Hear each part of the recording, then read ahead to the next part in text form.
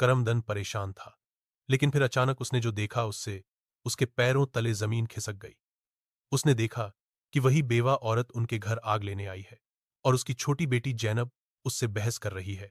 वहीं उसकी दूसरी बहनें जैनब को समझा रही थी, कोई बात नहीं जैनब, यह बेवा औरत है, इसे आग लेने दो, बड़ी बहन ने कहा। लेकिन उस बेवा औरत ने आग लेने के बहाने नजरें बचाकर करमदीन के खाने में राख मिला दी और सारा खाना खराब कर दिया। यह देखकर करमदीन को बहुत गुस्सा आया। दूसरे दिन करमदीन ने उस बेवा औरत को अपने घर बुलाया और गुस्से में पूछा, तुम्हारी हिम्मत कैसे हुई मेरा खाना खराब करने की। वह औरत बड़ी नाटकीय अंदाज में करमदीन के पास आई और उसके सीने पर हाथ फेरते हुए कहने लगी, अरे मैं तो यह देख रही थी कि तुम सच में अपनी बेटियों से प्यार करते हो या नहीं, खाना खराब होने पर तुम उन्हें डांटते हो या नहीं। लेकिन तुम तो बड़े अच्छे इंसान निकले, अपनी बेटियों से बहुत प्यार करने वाले।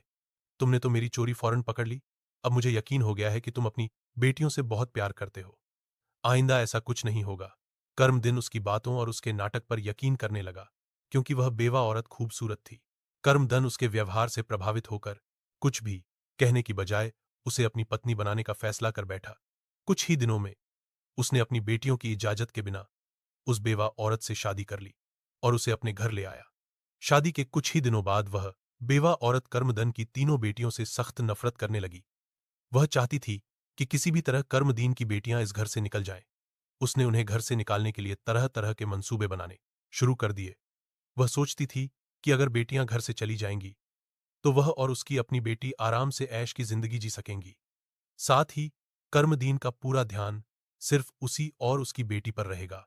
वह जानती थी कि कर्मदन अपनी बेटियों से बहुत मोहब्बत करता है और उन्हें जरा भी दुखी नहीं नहीं देख सकता। उसकी अपनी बेटी हमेशा कीमती कपड़े पहनकर घूमती रहती थी, जिससे वह मॉडर्न लगती थी।